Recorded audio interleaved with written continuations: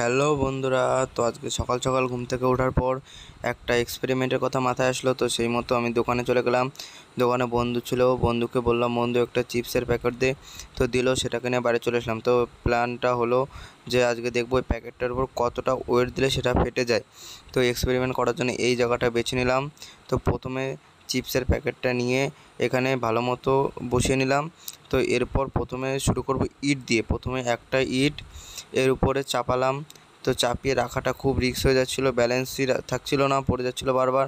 তো অনেকক্ষণ চেষ্টা করার পর রাখলাম। তো এতে কোনো রিয়াকশান খুব একটা ভালো হলো না।